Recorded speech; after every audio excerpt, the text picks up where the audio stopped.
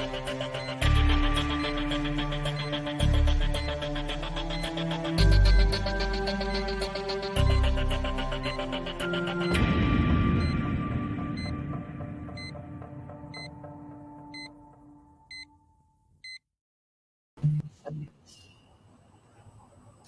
everyone, my name is Natalie Dawson. Welcome to Leader Talk. This show is proudly brought to you by Brainiact. Each week we are meeting with incredible leaders from around the world to discuss all things leadership and business insights.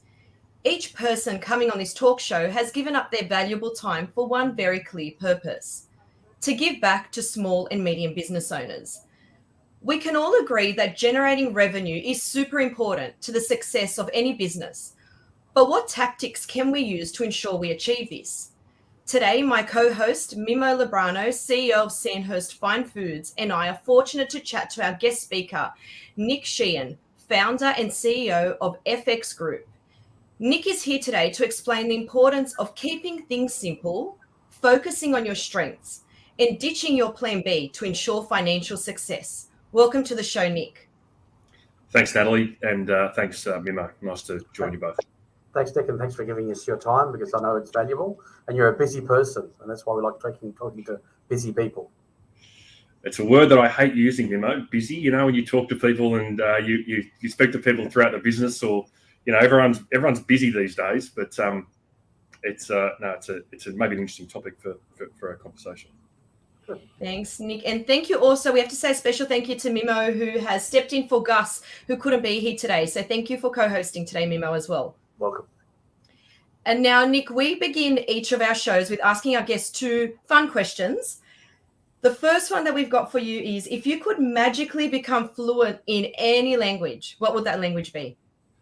I have to say Italian, Natalie. I'm a bit of a pasta and red wine fan, and prior to COVID, used to sort of holiday a little bit in Italy. So I sort of I've got a very broken sort of Italian sort of slant when I go over there. If I could be fluent, that'd certainly be a strength, I think. I'll take that as a compliment. Thank you. I was going to say, so you can speak it, Nick, is that correct? You're just not fluent. No, look, after a couple of weeks over there, I can sort of navigate some very, very basic tasks, but please don't put me on the spot, because I'll fail miserably. That's Mimo. I couldn't even ask. That's. I'd be put on the spot too. Yeah. Because I consider myself fluent, but compared to them, I'm not fluent at all. Exactly. So, yeah. And what's the best piece of advice you've ever been given? If you look after the little things, the big things take care of themselves. Oh, that's brilliant. Yeah. Excellent.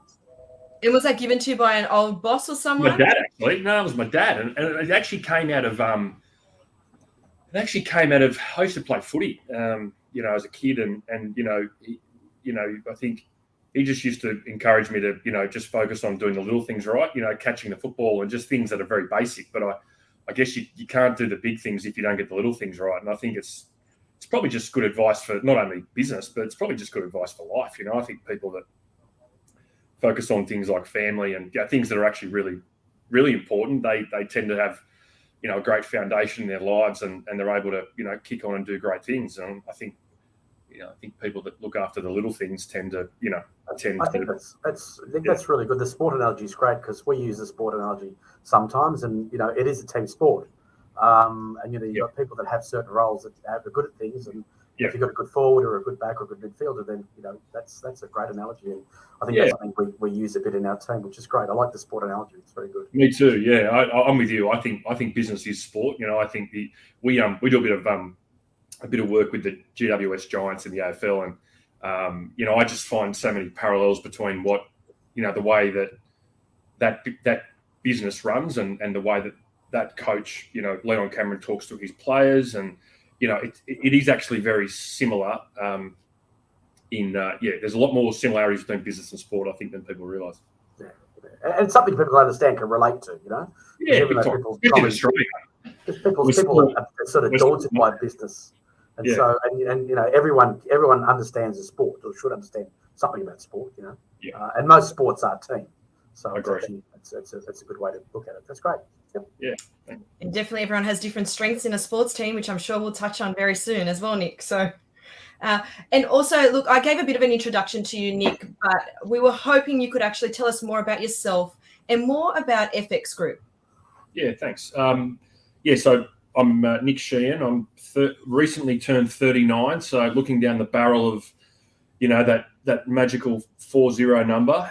So it was the first time, in my 30s that I always describe myself as being mid 30s, and I actually came to the realization that I'm not anymore. So it's So I turned 39 the other day, and look, I started FX back in 2013, and I'd had a previous business that I'd grown and sold to a much larger company, and had a couple of sort of years working at that company, and I think I was about 30 or 31 at the time, and kind of was at the stage in my life where I really sort of didn't regret selling my first business, but certainly there was a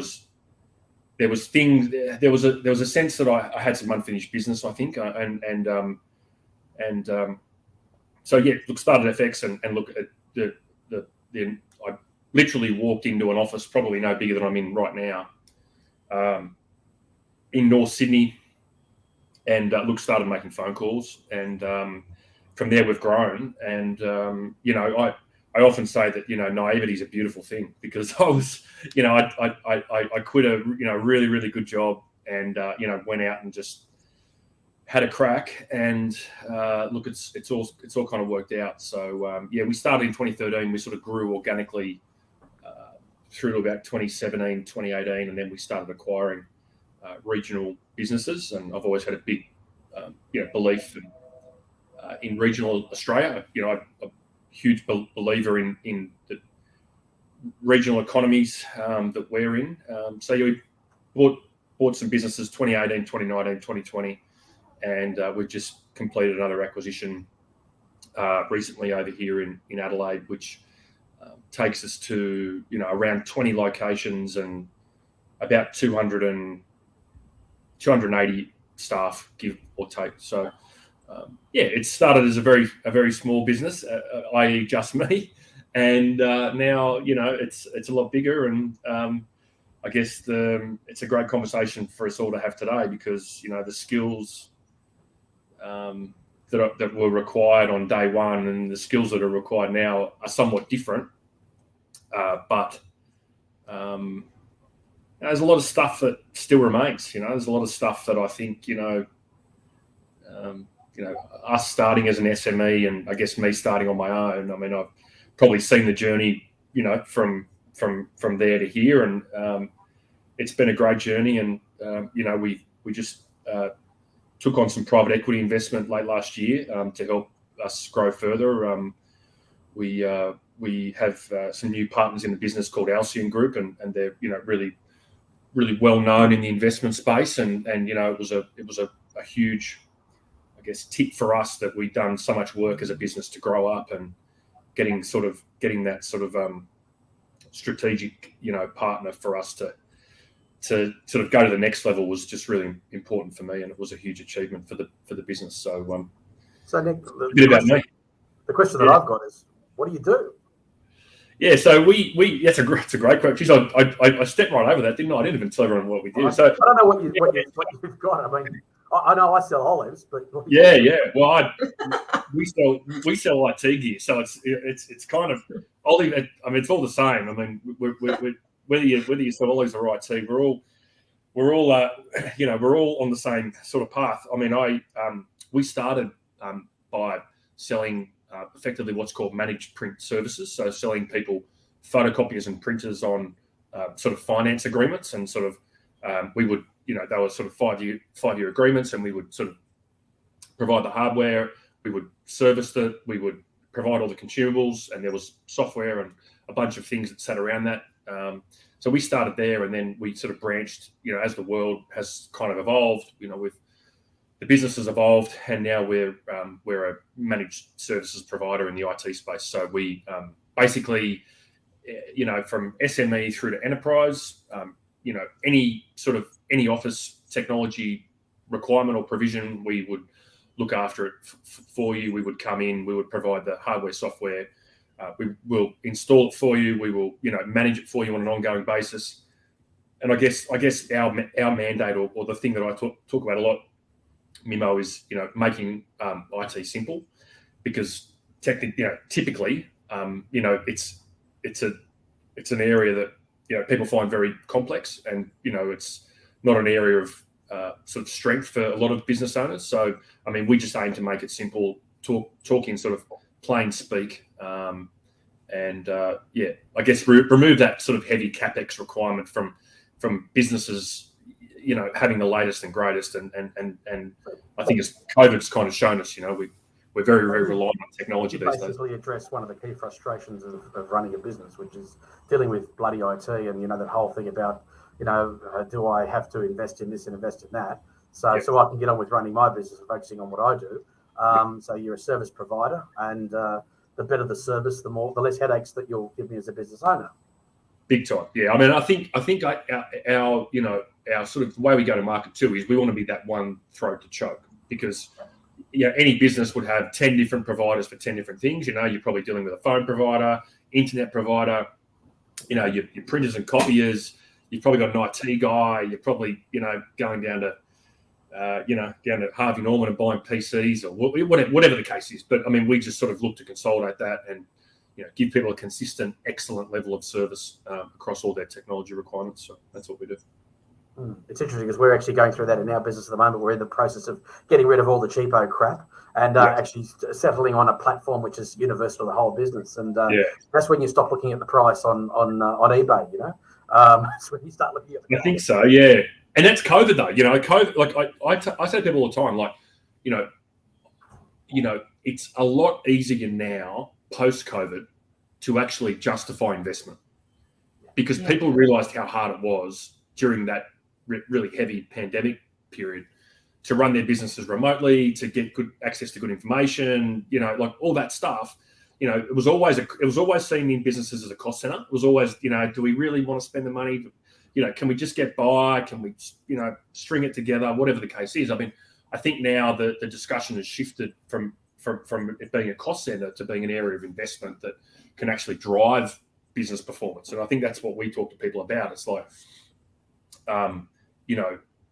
whatever we do for you, if we can help you communicate with your customers better, whether that's through, being better communication equipment or whatever the case is, I mean, that's revenue generative for them. So, whilst, you might think about the cost, I mean, there certainly is a benefit. And I think now it's much easier to justify that to we to talk people. about the internal customer as well, communicating with your staff. So Huge. you're obviously enabling we're enabling our people to communicate better with our own people. And that's one of the hardest things now, that people are working more remotely, because we've got to have a better communication system to deal with people that don't necessarily come into the office every single day. So It's becoming, we spoke about this sort of pre-show, but it's just becoming harder to enforce that culture. And I guess we've always had that issue even pre-COVID, because having 20 different locations, some regional, some metro, they're very different. They're very different businesses, but they're not. And we've always had to work really hard to keep that culture, strong within our business. Speaking of that then, Nick, you mentioned that you've got the teams across different areas. How do you keep them all motivated when they're all at separate locations? Are there any tricks to this that you can share? Yeah, I mean, I think it's really about asking yourself whether do people actually buy into the vision of the business, and the vision of the business is bigger than just we sell IT gear, right? So, for us, I'll make it very clear to people that whether you buy stuff from FX or you buy stuff down the road, the only difference is the way we can make people feel, and I think that at its essence is really, really important, and that's something that binds us as a company together, because we're all very, very, very focused on on our customers. And every business says that. It's, I'm sure everyone that's listening today, will say that we're very focused on our customers. But, typically, unless you're Atlassian and you've got a product that no one else has got, service and the way you make people feel is kind of the differentiator between good and average. And, if you can get your staff to believe in that, which I think we have, albeit, it's a constant, it's a constant, not a battle, but it's a constant effort in the business to enforce that. That helps build that culture, because we've all got a purpose that is the same, and we speak the same language and all that sort of stuff. So how do you get your staff? How do you engage your staff? How do you make them, FX advocates or FX, cult figures, cult members? Yeah. We do a quarterly net promoter score, which most people would know as a number that effectively gives you a feel for how your customers are going and whether they're advocates or not. But we've also done, in the last sort of 12 months, we've started to focus on employee engagement, so ENPS. And, I'm really proud to say, we sort of get scores in the plus mid 30s, which is quite strong. And I think it's also a measure that we use to gauge the temperature of how people are going. And so, look, I think I do it through communication. I'm always talking to people about, what we do, how we do it, what good looks like. So just let me get this straight, Nick. So it's actually two-way communication. So you're telling the story, and then you're actually getting the feedback from them. Yeah. So rather than just, here's my mission statement, here's the boss, rambling on about whatever he thinks is important. I'm sort of then throwing it back to you, and you're going to give me a survey response to tell me how you're absorbing this, and if how you feel, if it's really affecting you. And I suppose that's good for retention of employees and things like that as well. Yeah, we're also very non-hierarchical, and this is a great, interesting, thing. And Mimo, I'm sure in your business, it's something that's becoming more, and it's something, in years gone by, the boss would sit in an office, and you kind of wouldn't be able to get near him, and you just sort of, you're just shouting directions down the chain from the CEO to whoever. And we've been very non-hierarchical. So I don't have an office. I don't believe in them, which can be a little bit problematic because I'm always on the phone. I'm always pacing around with my headphones in. But I just have it at my core. I just don't believe that I'm any better than anyone else. So to use that analogy that I heard once, so you're on the train. Anybody on the train can come up and talk to the driver, right? Big time. Yeah, absolutely. And I think that's to me. So I didn't realise that was a phenomenon that I had in our own business. But if I work in FX, then I can get access to the train driver, ask him a question. My phone number, like my mobile phone number, my email is accessible to anyone. I take everyone's calls. I'll do one-on-ones. Like I mentioned before, I take people out for dinner constantly. I mean, it's if you've got happy people, you've got happy customers, and there is nothing more important than creating raving fans within your business, because I mean that is what people see, especially in the service related business. They don't see me typically, they see the people that represent our business, and so if people want, I use the word want to, it's really important. If people want to come to work, you've won the war. Your customers feel that, everyone feels that. You've got high staff retention, you've got great culture, you've got a can-do attitude amongst people. So, look, I just try and be accessible. I'm fortunate that I can travel a little bit, so I get around and spend time with people in different locations, and I find that face-to-face, which has obviously been really hard, I find that very valuable. I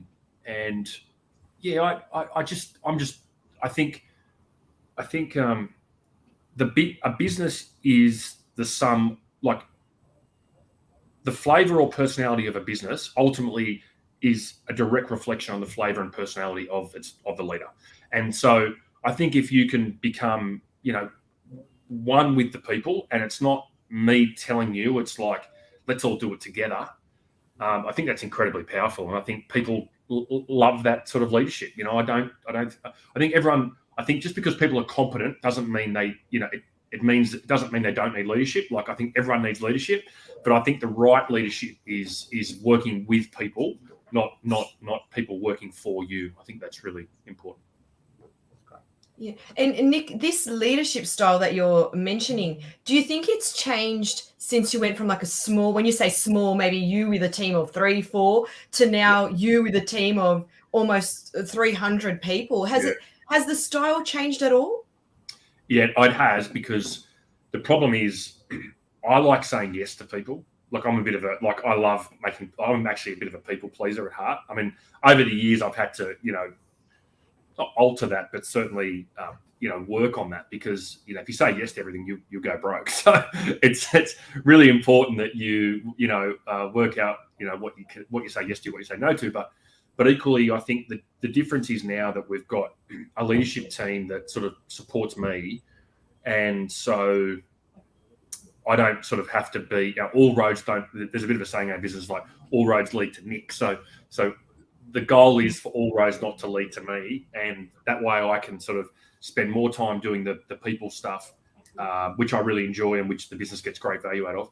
And less time, having HR conversations or, things of that nature. So I think for me, my style probably has changed, but equally getting the right people around you that understand your strengths and weaknesses. And, we're very honest as a business about what our strengths and weaknesses are. I think that really enhances, my ability to be effective. And I'm sure, Mimo, you probably have the same in your business. I think, I talk a lot about effectiveness, and we spoke about working from home, and, really good people are just really, really effective, and they can work from home, they can work from an office, they can work from Mars if they want, but they're going to be really effective. And that change in our business has certainly made me more effective. And, yeah. So just on that saying yes thing, are you finding as your business grows, you've got to say no more often? Is the word no now entering your vocabulary? Because I found that was liberating in a way. It goes against your nature, because we want to make people happy. But I think I like growing things. I think that's, I love growing things, and I guess what you work out as time goes on is that it's probably not what you say yes to, it's what you say no to that counts more. And that doesn't mean they have to be negative conversations. It just means you've got to be very clear on your objectives. And as long as people are, as long as everyone knows what your objectives are, and you're honest and honest and I suppose consistent, forthright and consistent, like, that's all people want is consistency. And they want, they want to know that if that's your position, then that's great, and you're respectful about it. I think I've gotten better at that over time. And certainly, I think, as I said, one of the strengths for our business is just this great team that we've got that support me, and I support them. And, it's been a great change, and it's probably only made me a better leader, to be honest, which is great. And just to clarify for all the listeners, when we talk about saying no, for all those that are starting out or are still small and are saying yes to everything, when we're saying no, you're talking about customer requests, is that correct? Where you can actually step back and say, no, we don't want to do that. Or we talk about internal employees. Yeah, I think it's about actually working out as a business what you do really, really well, and having the ability to say no to things that are shiny along the way. And, that is a huge strength, and it takes a huge amount of discipline, but it certainly makes businesses better, because, I think, pandemic hits, every man and his dog start selling face masks, right? So, I mean, that's just that's a small example, but I think good businesses understand at their core what they're good at, and they focus really, really heavily on that, and they don't allow things, macro external noise to distract them and their business from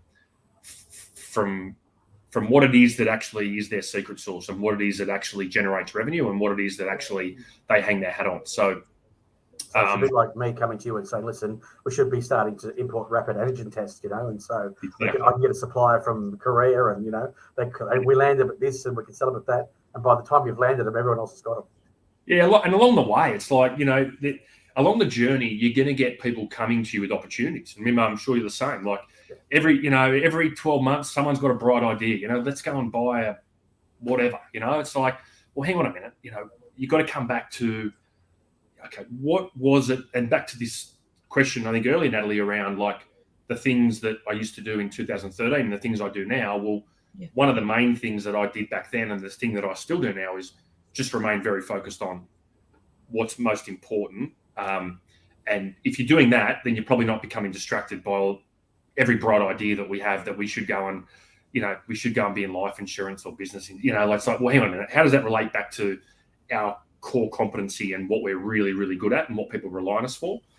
If you can't answer that, then, you're probably on the right track in saying no to things like that, I'd say. Yeah, that's great. And we've spoken about, you started small, you've obviously gone, close to 300 employees at the moment, which is huge. What advice do you have for those small business owners struggling to maximize the performance of their small teams? Because that's a very common question we get. We've got a small team, but we've got all these things to do. Going back to when you first started, have you got any advice from what you've learned along the way? I think you've got to be very clear with people about your expectation. And I think the better, look, I make this comment all the time. I'm actually not a great manager, but I'm actually a pretty good leader. And maybe I'm not, but the reality is there's a very big difference between being a good manager and a good leader.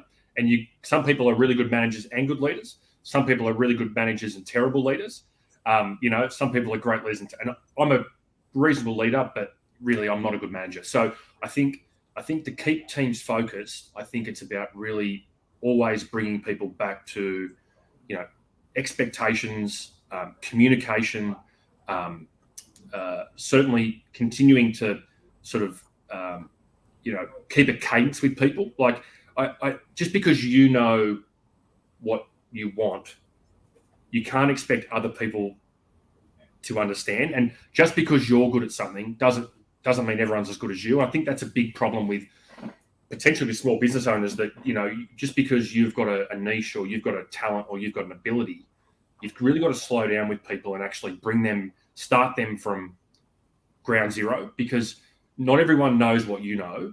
And that's okay.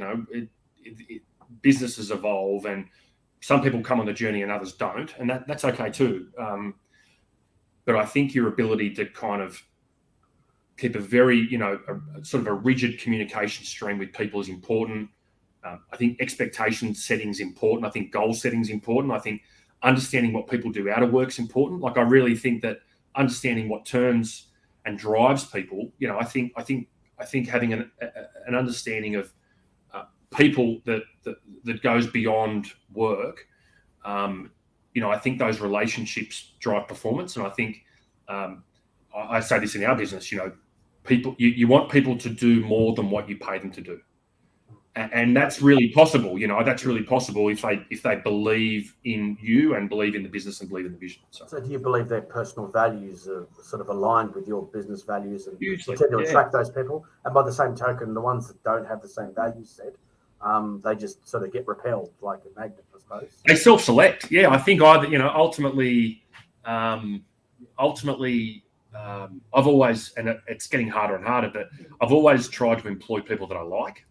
And I know that's probably, you're going to get 10 management consultants who are going to come and say, Nick, you're an idiot.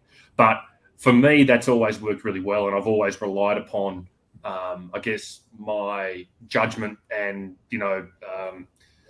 back myself in to, employ like-minded kind of people who have a similar value set as me. So that's been good for us. But then, as you said, you've then hiring complementary skill sets. So you will, by what you've said, you will hire a manager because you don't consider yourself to be a good manager. So you will hire someone you believe is a good manager because you see that as exactly like me. You just don't like managing. So I think there's so much to do, right? There's just so much to do. So it's kind of like working out what you're really good at, and then you just focus on that 100%, and then just getting people around you who can, I call it mop up, but can sort of fill in the gaps, and as you said, complementary skill sets are important. And but I'd encourage small business owners to try and employ people they like. I mean, if you've got a good sense of judgment, I very rarely read resumes. I don't kind of believe in them. I think, I've never read a bad resume. I'm not sure about you, Mimo, but I've never picked up a resume and thought, geez, I don't like this person. I really think getting that personal feel for people is important, and trying to find a position of commonality and those common values. And you'll pick that up when you're doing interviews, and you'll pick it up from, these days there's so much information on people out there that, you back in the old days, it was a bit of a black hole, but now there's so much information about people. So you can pretty much, and with LinkedIn, you can get profiles, this guy, and so it becomes a bit sort of more clear. I'm not saying that it's easier, but it's probably, there's probably ways or signals you can use, which is good. Yeah. I think so. Yeah, I think that's definitely the case. And Nick, I want to touch on this. In our recent chat, you mentioned something that really stuck with me, and I wrote it down here. It's about the importance of not having a plan B. Now, I found this really interesting, and I'm hoping you can explain it to all our listeners. Yeah, it was something that came up a while ago, and I guess I think about my journey and starting the business. And one of the things I said when we kicked off was just about naivety is a beautiful thing, because if you sit down and if I sat down and did the old balance sheet discussion before I started the business, you probably run the other way, because there's way more downside risk than there is upside. But so I think a bit of naivety is actually a little bit healthy at times, and certainly did I start the business and think, in 8 years' time we'd be here? Like, not at all. I had no, I obviously knew the things that I was good at, and I knew the kind of people I was sort of keen to bring on and go on the journey. But I guess my point is, if you start that journey thinking about what happens if it doesn't work, you probably need to work a bit harder on the plan, or you probably need to consider, am I doing something that's actually valuable and that I think I can, grow and generate revenue from? Because in my book, if you want to succeed as much as, you have a will to breathe oxygen, like if you have that level of not desperation, but if you want it that much, I guarantee you will make it work. Like there is actually, we live in the most amazing country in the world, in that, there is really no inhibitor to people being successful. I'm that's a very broad brush statement, and I take it on full notice that there's a bunch of social issues and things that we as a country need to work on. But the comment I make is that I was flat out finishing year 12. Like, I hated school. Favorite subject at school was 3:30 bell. I just want to go home. I didn't go to I after school didn't go to university, so I haven't followed a traditional path that people take. I really am not an IT guy. Like, I'm very blessed to have great IT people around me, because I'm flat out turning an iPhone on. So Nick, I'll give you a nice Italian saying. You'll like this: l'Università della Strada, right? I don't know if you understand. I'm not going to repeat it after you, but yes. Okay. Yes. L'Università della Strada is an old Italian saying, which means I'm educated on the University of the Road, right? Yes. That's my university, right? Yes. And it's a beautiful saying that my father uses. He's 90 still, and it's a great way of telling people about your tertiary education, which is basically on the road, and that's a fantastic example of it. So that's it is. Yeah. I guess the thing I'd say is, like, I don't, everyone thinks about you should do this and you should study business and all that. Like, I never did any of that stuff, and I just learned it all from actually doing, and I've sort of been sort of successful in that sense. So I think if I can do it, I think anyone can do it, and I think it comes down to just being driven. Not having a plan B is about just having ambition, motivation, drive, being humble. As I said before, like, I'm no better than anyone else. We all do the same thing. We all eat in the same lunchroom. We all have the same sandwiches. We all, my mum was a nurse, and Dad was a detective in the police. And I guess, we had a great upbringing, but certainly I was always brought up to treat people well. And I guess that belief in sort of the level playing field, I think, has done, and being humble about, there's an old saying, I think, Mimo, that success is just a point in time. And that actually just keeps me really, really motivated and hungry. The way I heard it was either success or failure is permanent. Right? That's exactly right. Yeah. Neither is permanent. So the fact that you failed or the fact you guys are very successful doesn't guarantee tomorrow. No. Tomorrow is fail every day.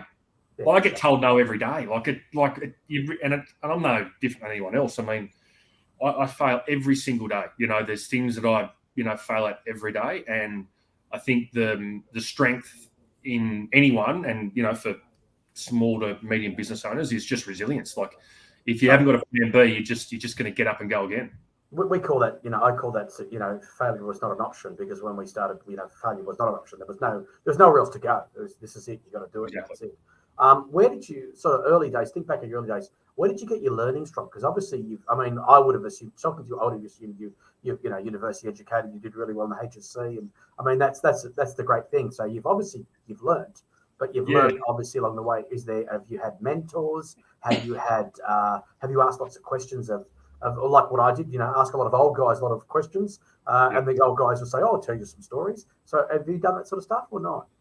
Yeah, I've been very fortunate that, I think because I am so motivated and all that stuff, I think people look at that and people are sort of somewhat drawn to those qualities. And so I've been lucky along the way that I've had some great people that have supported me and taken an interest. I just sort of say, it's really nice that people take an interest and some great friendships. And so I did actually start, when I mentioned I sold a business and went and worked for a large corporate for a few years, I actually did start a degree. So I went back to uni and then obviously the business took off and I had to sort of halfway through a BA. But so it's not, it's not for it's not that I think there's any problem with taking a traditional path. It just proves that if life serves you, up something that's not traditional, then you can still be very successful. Like I don't think, I know in other cultures, you talk about maybe the UK and things like that, they've got class systems and things that makes it really hard for people that aren't born into a family or didn't go to Oxford or, whatever. But in Australia, you know what I mean? I think the great thing about Australia is, like, if you've got enough go, people will give you an opportunity. And if you believe in yourself and if you are kind and honest and you turn up on time and you do all those little things right. And you do what you say you're going to do. Just rule number one in life. Just do what you say you're going to do. People will give you a chance here. Like, there is actually the levels, the barriers to entry in this country are very low, in my view. And I think that's one of the great things about our country and the great things about our culture is that, we give people a go. And, I think post-pandemic, I think there's huge tailwinds for people to get out there and back themselves in and start small businesses and succeed. Like, there's from a macro perspective, the world's, and Australia especially, is in a very, very, very good place. So what about selling? I mean, we talk about selling and all the time, because that's obviously you started a business by being a salesperson. I'm a salesperson. I still am. Yeah, that's right. Well, yeah. I mean, I'm just a salesperson. I just sell stuff. How would you? If I'm not a salesperson, I'm a really good XYZ. I'm running a business and I want to scale up. How would you approach that? I'm a natural salesperson, but if I was a person that's got a really strong technical background, say I'm a really good plumber, but I don't know how to sell. How would you sort of approach that? What would your advice on that one? Yeah, I mean, that's a great question. I don't think you've got to be a good sales. I think sales is about making friends. I think sales is back to keeping things simple. Like, I think sales is actually as simple as, building rapport, building trust, and getting people to like you, or getting people to want to have a conversation with you. So I would say to that plumber, I'd say, mate, what do you do that is different from Jim down the road? Like, what is your central point of difference? What is that thing that people are going to ring you and not ring Jim? And I just work out what that is. And if it's any good, people, if that thing is worthwhile, and if that thing is has got some cut through, then I would just be very, very focused on that thing. And then when you talk to people, it's not as much selling to them, It's educating about what is this thing that I've got? What do I do? Do I differentiate myself because I service after hours? Do I give all my customers my mobile phone number? Do I leave people a box of chocolates when what is that thing that you've got that no one else has? And I think business owners far too often, as their growth journey or whether it's growth journey or not even a growth journey or just over time, they forget about that thing that actually made them want to start a business in the first place. And I would just encourage everyone to just sit down today when you got some time and actually go back to, hey, what's that thing? What do I do different from the next guy? What do I do that they don't do? And I'd be very, very clear with people about that thing, because if you do that, and you can differentiate yourself, then that's what success looks like. It's a bit like that movie Jerry Maguire, where he gets the sports guy and he says, "Let's get back to the guy that wanted to play the game, as opposed to show me the money." Yeah. And once you get to the core of what drives them in terms of why you want to be a football player or why you want to do something, that's when you get to, I suppose that's when you get the gems. So that's interesting. Yeah. Thank you. Yeah. And it is interesting. And I also think sometimes small or medium business owners actually find it quite hard to find that little point. I recently we were writing some copy for a plumber, and we wanted to find out what his unique selling proposition was. And he was great, a really lovely person, loved his work, couldn't find it. And just in our casual chat, he was telling me that he actually guarantees all his workmanship. So if something breaks down 5 years later and it's because he forgot to do something as part of his process, he will go back and fix that. And I just went, that's it. But it's sometimes hard when you're in that to actually identify it. So, Nick, is there a way, do you think, is it speaking to people, this came from a discussion that I had with him. So I was able to identify his point, this actual purpose. But do you have any advice to how to actually identify this? Yeah, I'll tell you a really easy exercise that everyone can do. And I do this a lot with the people in the business. There's a very simple exercise that everyone can do, and it's called a SWOT analysis. And most people would have heard of a SWOT analysis. And if you haven't, basically all it is you're just basically dividing a page into 4, and you're writing down what your strengths are, what your weaknesses are, what the opportunities are, and what the threats are. And I think as a business owner, if you are if you know what that is, that will help you identify. Where the opportunity lies, and that will actually help sort of solidify both in your mind and then in your customer's mind what it is that you do differently. Because there'll be things that there'll be strength, and SWOT is very old, and I'm sure speak to, if you're willing, the management consultants. I'm sure there's a brand new way to do SWOT. But I tell you what, I mean, it is a great basic tool to focus people and focus yourself on what you do well, what you don't, where you should be going, and what's going to stop you from getting there. When was the last time you did a SWOT on yourself, Nick? Before Christmas. Well, I think I was asked to do one by a mentor. I've actually got a mentor. I was asked to do one, and God, it's pretty frightening, And self-reflecting, that's right. I asked my wife and daughters about my weaknesses, and I needed like 4 pages, I need a lot of information on that one. And I said, it was a very humbling experience. Yeah, as the Strengths was the shortest book in the world, It's like, you've got none, but here are all your weaknesses. I said, that's right. Very much, But I think plenty to work on. Yeah, I think you need that brutal honesty as well, don't you? Because people, you don't expect people to pull any punches.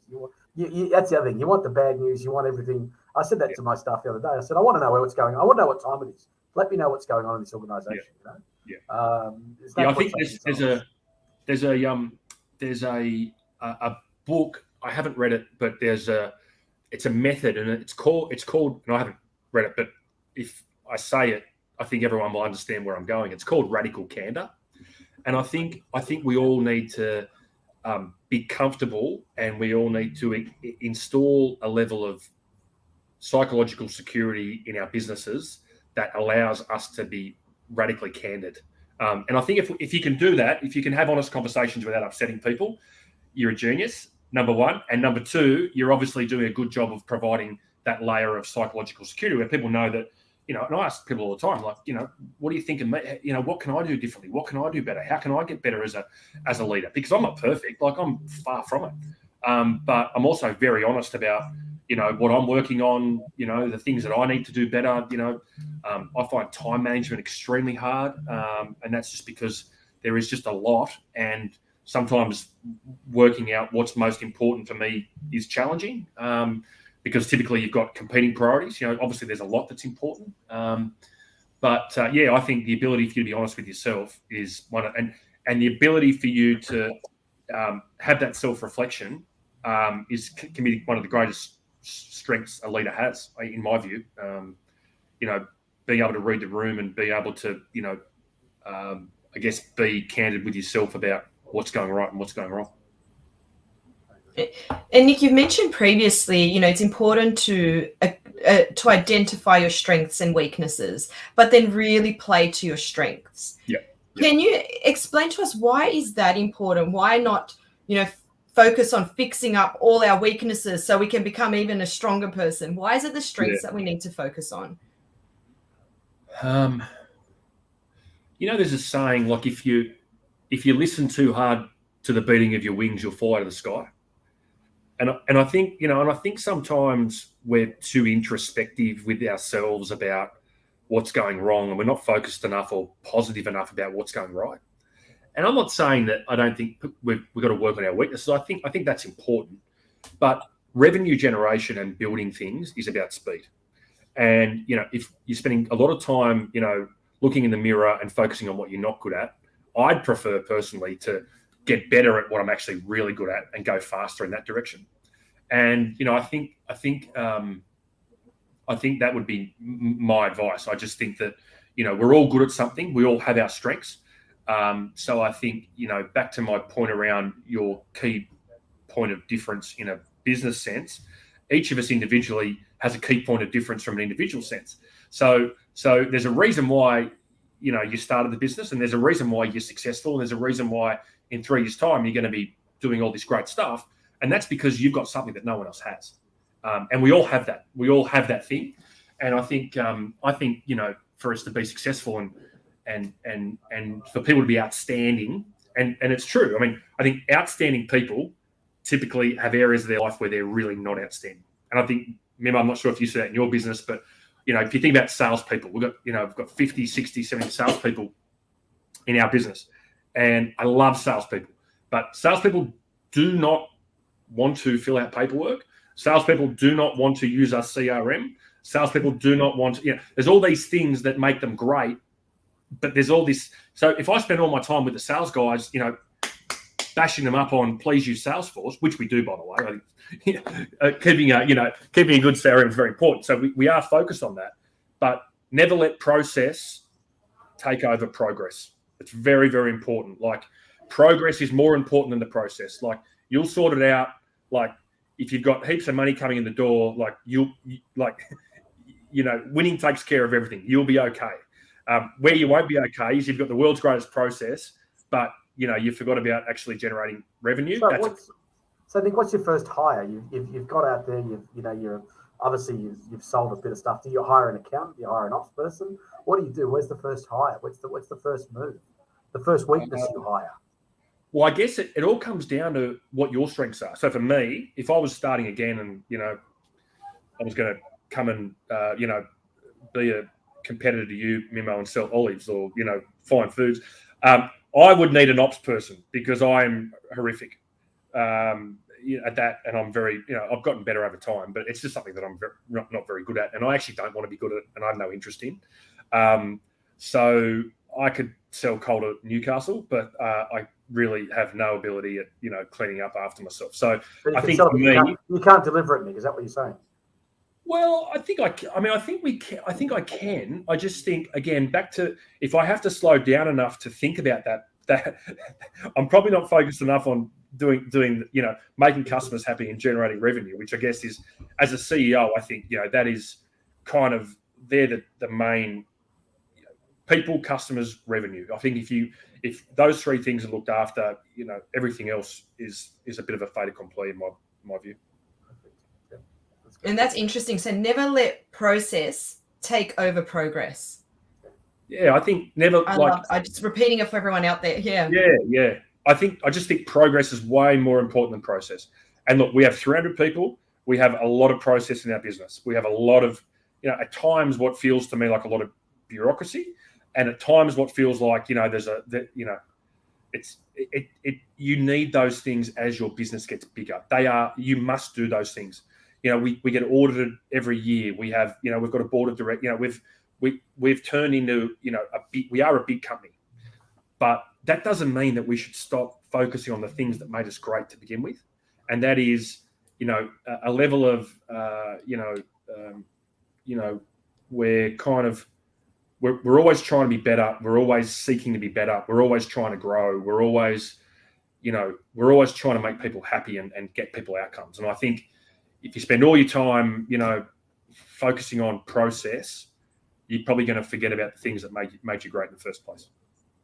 And do you think that comes back down to the whole, keeping things simple and eliminating complexity? Do you think that all ties into that again? I think it's a wheel, and I made this comment to someone yesterday. We were talking about, recruitment and people. And I said, here's how it works. You start up here. You have bad culture. Bad culture leads to people leaving. People leaving leads to bad culture because they're under-resourced. Bad culture leads to more people. Like, there are these cycles in a business where you need to get in and cut the cord.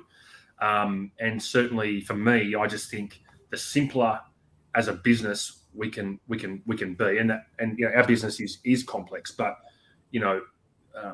back to my values and the things that I think are most important, that is, making sure that people are aware that the most important thing is in our business is our customers. So if that means that you've got to sort of go around a process to make sure that someone gets an excellent level of service, or someone, if you've got to do something that falls outside the process, do it.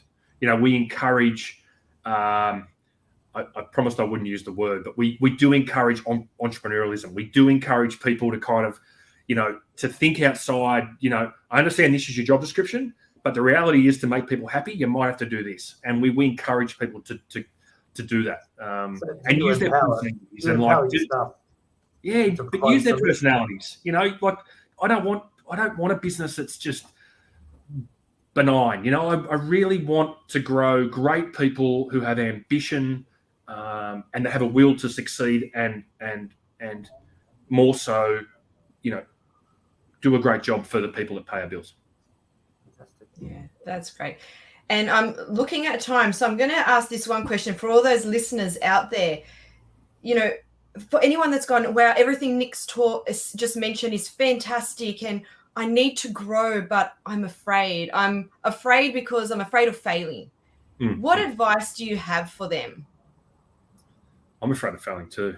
I mean, that's the reality. I mean, I think one of the things that drives me, and I'm probably sure it's the same, I have an acute fear of failure. I get up every day, and I think you can use it. You can use it. It can be a negative, or you can turn it into a positive. And for me, I turn it into a positive. It keeps me accountable. That fear, and back when I sort of mentioned, sort of growing up in, where we did, I used that as fuel. I think we're all scared. We've all got fears. Vulnerability in leadership is one of the most important qualities that I think any leader can have, and a bit of vulnerability is actually really, really important when talking to staff and actually getting on their page and them getting on yours. And everyone's got fears. Like, I've got fears every day, but it's just about being very clear about the journey you're on. And I think if people sit down and spend time on their strengths, understand, back to that SWOT, right? If you do an effective SWOT, if you actually understand what you're good at, what you're not good at, and then if you go, okay, here are the opportunities and here are the things, the threats, that's the stuff that's going to probably keep you up at night. So it's just about probably mitigating those things or being very aware of those things. But, I'd probably just encourage people to, I think typically the biggest hurdle people have is themselves.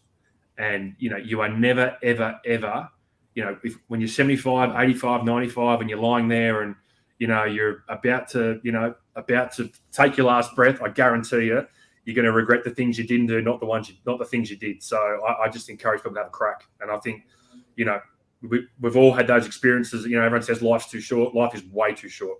So I just encourage people to have a go. And I think, people, hopefully on this podcast will, listen to that. I think if I can do it, anyone can do it. I'm certainly no one special. I've just, got a bit of drive and love doing good things with good people. So that's fantastic. What a great answer. So thank you. And I'm not sure if I answered the question, but anyway, I'm sure.